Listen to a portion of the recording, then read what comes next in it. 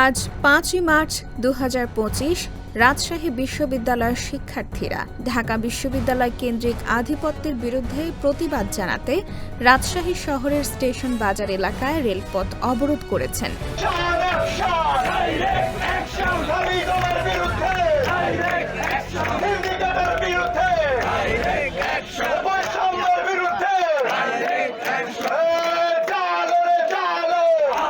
এ অবস্থায় উত্তরবঙ্গের সঙ্গে ঢাকার রেল যোগাযোগ বন্ধ হয়ে গেছে। শিক্ষার্থীরা ঢাকা না রংপুর, রংপুর রংপুর এবং ঢাবি না রাবি, রাবি রাবি সহ নানা স্লোগান দিতে থাকেন।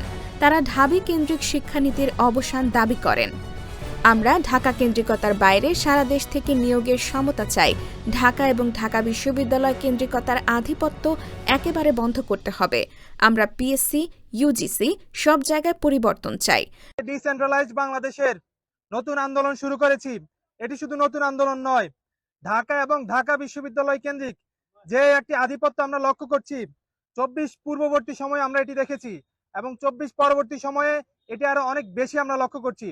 যার কারণে রাজশাহী বিশ্ববিদ্যালয়ের শিক্ষার্থীরা নয়, শুধু সারা দেশেই আমাদের সাথে একাত্মতা পোষণ করে বিভিন্ন প্রতিষ্ঠানের শিক্ষার্থীরা আমাদের এই আন্দোলনে অংশগ্রহণ করেছেন এবং আমাদের এই আন্দোলনে একাত্মতা পোষণ করেছেন। সম্মানিত উপস্থিতি, আজকে যে ডিসেন্ট্রালাইজড বাংলাদেশ এবং বাংলাদেশের সকল স্টেটকে তার পূর্ণ অধিকার ও মর্যাদা নিশ্চিতকরণের লক্ষ্যে আমরা কিছু সুনির্দিষ্ট দাবি প্রণয়ন করেছি। এই দাবিগুলো আমরা এখন পড়ছি এবং আমরা আমাদের পরবর্তী কর্মসূচি এখন ঘোষণা করে আজকের মতো রেল অবরোধ আমরা স্থগিত ঘোষণা করব। রাজশাহী বিশ্ববিদ্যালয় দাবি নাম্বার ১, রাজশাহী বিশ্ববিদ্যালয়, চট্টগ্রাম বিশ্ববিদ্যালয়, জাহাঙ্গীরনগর বিশ্ববিদ্যালয়, জগন্নাথ বিশ্ববিদ্যালয়, ৭ কলেজ, প্রাইভেট বিশ্ববিদ্যালয় সমূহ, জাতীয় বিশ্ববিদ্যালয় এবং মাদ্রাসা সহ বাংলাদেশের সকল স্টেটদের যোগ্যতার ভিত্তিতে রাষ্ট্র সংস্কারে অংশগ্রহণ নিশ্চিত করতে হবে। সংস্কার কমিশন দাবি নাম্বার ২, সংস্কার কমিশন পিএসসি, ইউজিসি সহ রাষ্ট্রীয় সকল গুরুত্বপূর্ণ প্রতিষ্ঠান ও সংস্থাগুলো পুনর্গঠন করে সবার অংশগ্রহণ নিশ্চিত করতে হবে। দাবি নাম্বার ৩, ডিসেন্ট্রালাইজড বাংলাদেশ গঠনে দ্রুত সময়ের মধ্যে একটি রূপরেখা প্রণয়ন করতে হবে। গতকাল রাতেও রাবি ক্যাম্পাসের শিক্ষার্থীরা একই দাবিতে বিক্ষোভ মিছিল করেন। তারা এই আন্দোলনের মাধ্যমে দেশের প্রতিটি বিশ্ববিদ্যালয়ের ন্যায্য অধিকার প্রতিষ্ঠা করতে চান। কিছুই প্রতিষ্ঠিত হয় নাই। আমরা এটা এখন এমন মনে হচ্ছে যে একটা আধিপত্যবাদ থেকে সরিয়ে এনে আমরা আরেকটি আধিপত্যবাদের কাছে আমরা তুলে দিয়েছি। আমরা এই আধিপত্যবাদ চাই নাই। আমরা চাইছিলাম রাজশাহীতে যে যোগ্য মানুষটা আছে তাকে যেন সেন্ট্রালে গিয়ে মূল্যায়ন করা হয়।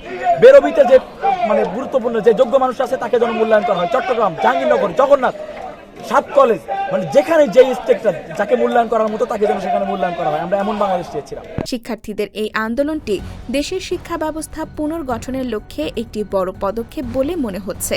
তারা আশা করেন যে তাদের দাবির প্রতি সরকারের সাড়া মিলবে এবং একটি বিকেন্দ্রীকৃত বাংলাদেশ গঠিত হবে। এই উদ্দেশ্য নিয়ে আন্দোলনে দাঁড়িয়েছি, সেটা হচ্ছে ডিসেন্ট্রালাইজ বাংলাদেশ গড়তে হবে। অভ্যুত্থানের এতদিন পরে এসব আমরা দেখতে পাচ্ছি যে এই রাষ্ট্র পুনর্গঠনের দায়িত্ব একটি হাতে জিম্মি হয়ে গেছে। একটি নির্দিষ্ট ট্যাগ ব্যবহার করা ছাড়া এই রাষ্ট্র পুনর্গঠনের অংশ কেউ হতে পারছে না, সেটি হচ্ছে ঢাবি বা ঢাবিয়ান ট্যাগ। আমরা চাই এই ট্যাগ হতে বেরিয়ে এসে রাষ্ট্রের প্রত্যেকটি স্টেটকে, প্রত্যেকটি বিশ্ববিদ্যালয়কে রাষ্ট্র পুনর্গঠনের সুযোগ দিতে হবে।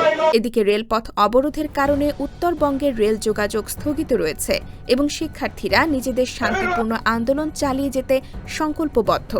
এটি দেখার বিষয় যে এই আন্দোলন থেকে শিক্ষার্থীরা কী ধরনের সাড়া পাচ্ছে এবং তাদের দাবির প্রতি সরকারের প্রতিক্রিয়া কেমন হবে।